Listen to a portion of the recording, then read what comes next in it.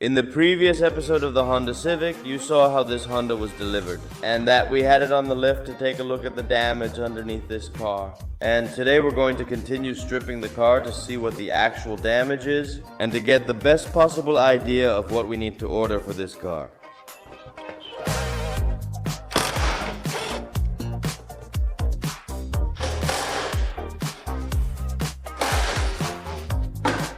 I'm holding the hood in my hands, and the first thing I notice is that it basically weighs almost nothing.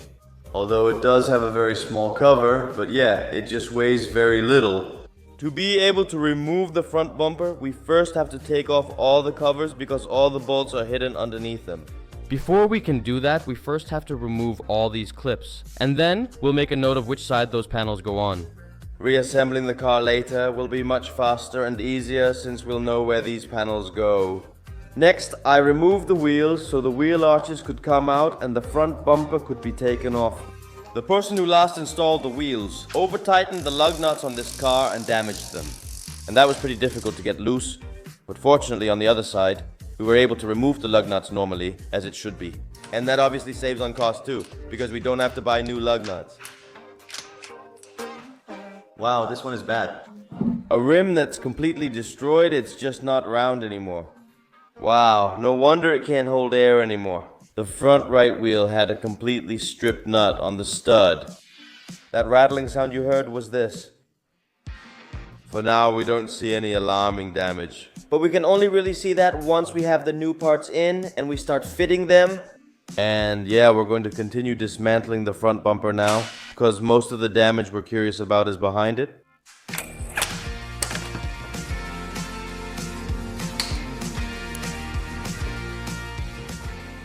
Oh, look at that air pressure going to the brakes. We're definitely missing that. Front right. Although we're missing a lot more.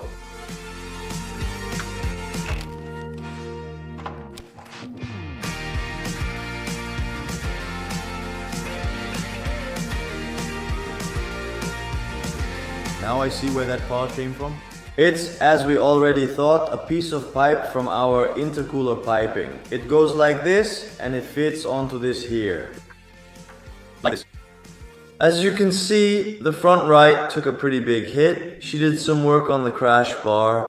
I'm curious if it's really bent at the front. We can't really see that right now. I think we'll need a laser for that. As you can see, it's all crumpled up too, like a paper sandwich bag that's been completely crushed. The mast that's completely stuck. This will be a huge challenge to repair, just as we thought. Check out that multi-belt, man. I can't believe it was still running like this. It's totally dried out and old. And here I am bragging that this thing has been well maintained. Well, judging by the multi-belt, they definitely cut some corners somewhere. We'll probably find out why that is in a bit. Maybe it's just a really hard part to replace when it's all still in the car. But for now, we're going to keep stripping down the car even more, because the actual damage is still behind that intercooler, behind that radiator pack. So far, so good, though we've noticed a few tricky things. But yeah, we're taking you along on this journey, and I hope you enjoy it.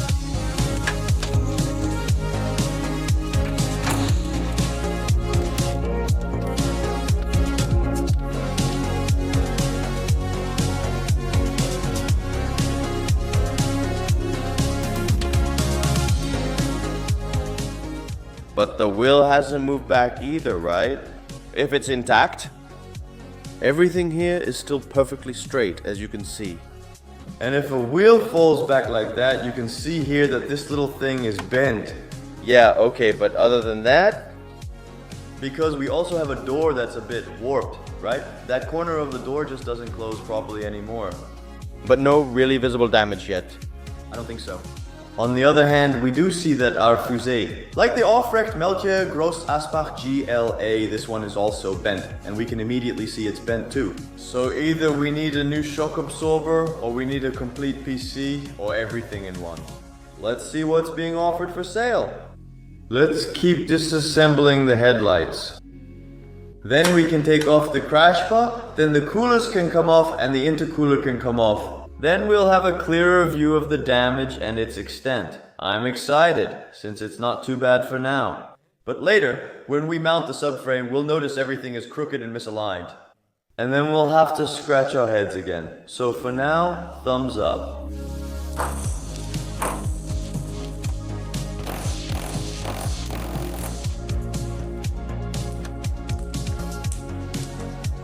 In every shot, something falls.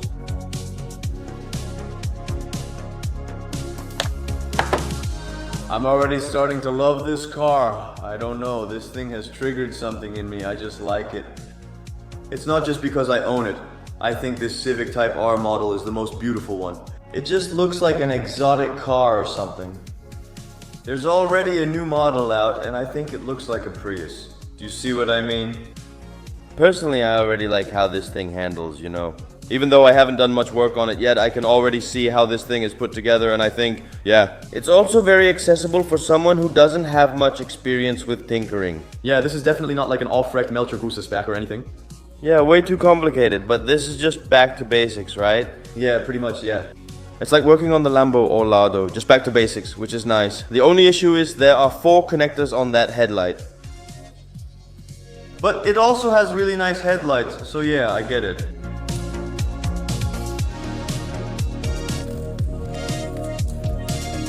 You just have to know that. That also shows how easily it comes off, right? Sometimes it's just crumpled up because it gets caught. And if it doesn't come off easily, yeah, that could mean actual chassis damage, right? But basically it's just nice and straight. Just that dent. And that's exactly the crash part, and I handled that nicely, so. And to be honest, I don't even think this is actually from a Type R specifically. I think this is just made for this model Civic.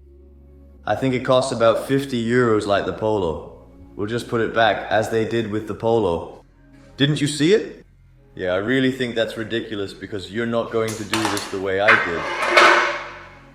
Instead, we can remove this, grind down the pointy posts, then put it back. Yeah, bye.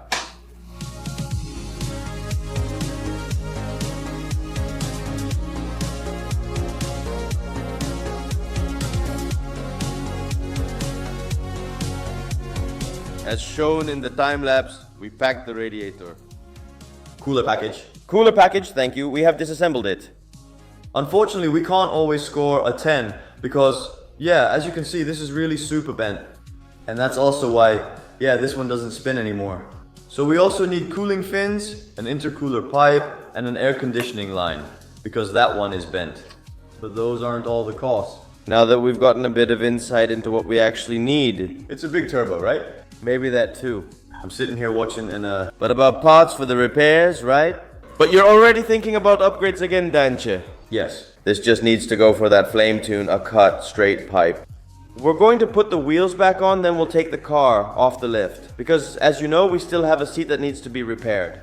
The airbag on that one has deployed, and we need to remove the right seatbelt because it's locked up from the accident. So there are still plenty of things to do. Stay tuned. And there's even more great news. We found a subframe, and we've also ordered it, along with a right control arm. We know we need that anyway, so it's on its way. Yeah, just a small addition to that. We'll make a price list after the project showing the costs.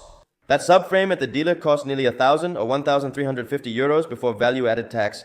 And we found it for 600 euros all in, delivered to our house. Including value-added tax. From England, so it'll arrive soon. Is a right-hand drive Honda different from a left-hand drive one? Yes, but what about the subframe? I hope we didn't mess that up because we didn't check any part numbers. We were just too excited, we just went ahead and placed the order. But we're going to lower the car, we're going to remove the seat, and we're going to take out a seatbelt, because those are things that need to happen anyway. When the subframe and our control arm arrive, from there we can continue our alignment work. Perform. Perform, let's go.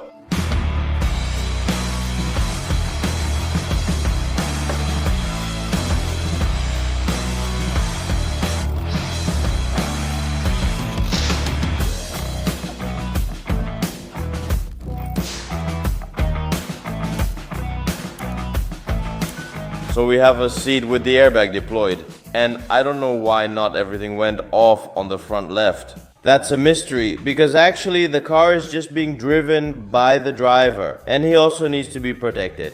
So in that case, it makes a difference. That's a nice statement. The driver drives the car. In a way, it also makes sense. But anyway, This side's seatbelt tension is good. we're going to take the seat out now anyway, because it needs to be repaired. If all goes well, you can sew the stitches back up so nothing is visible. The airbag also needs replacing. And that's just easiest when the seat is taken out.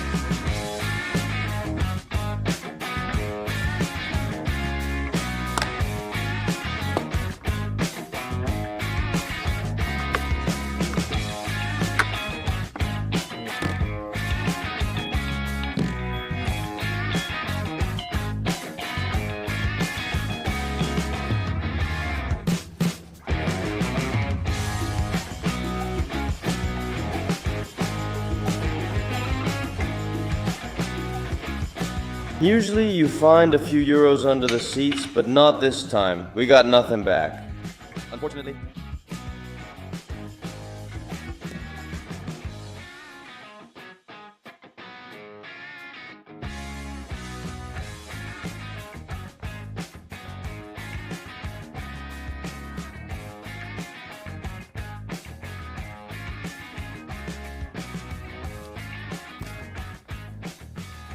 Well, that was quite a task.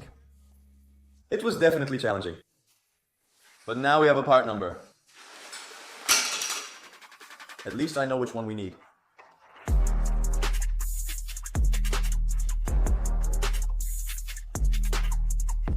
Plastic, fantastic.